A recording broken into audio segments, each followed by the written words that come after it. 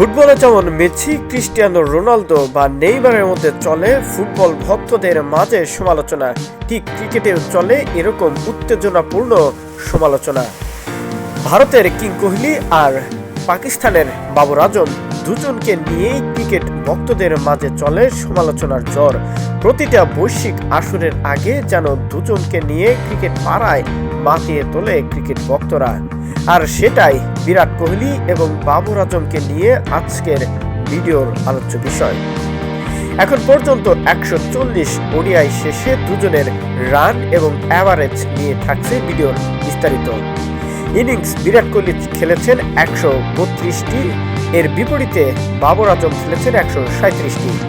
Run 5752 বিরাট কোহলির, আর বাবর আজমের run হচ্ছে 6501। অ্যাভারেজের হিসাবটা যদি করা যায়, বিরাট কোহলি এখন পর্যন্ত 50.90 অ্যাভারেজ, আর বিপরীতে বাবর আজম রয়েছে 53.73%। বিপরীতে 50 এবং শতক এই হিসাবে বিরাট কোহলির রয়েছে 31টি অর্ধশতক এবং 19টি রয়েছে সেঞ্চুরি। বিপরীতে বাবর আজমের রয়েছে 37টি অর্ধশতক এবং 20টি রয়েছে শতক। হাইস্ট স্কোরের তুলনায় বিরাট কোহলি কিছুটা এগিয়ে রয়েছে। বিরাট কোহলি রয়েছে 183 এবং বিপরীতে বাবর আজমের রয়েছে 158টি।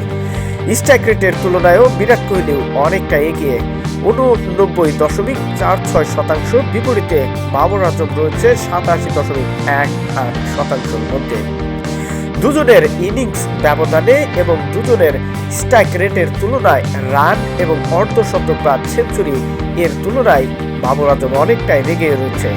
শুধু ওডিআইতে নয়, টি-20তেও অনেকটাই এরকম করে ক্রিকেট বিশ্বে দুজনেই মাতিয়ে রেখেছেন।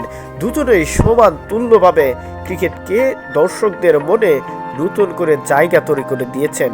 ক্রিকেটের প্রতি ভালোবাসা এবং দর্শকদের আকাঙ্ক্ষা পূরণের জন্যই দুজনের এমন অ্যাগ্রেসিভ ব্যাটিং দেখেই ক্রিকেট পাড়ায় মুগ্ধ হয়।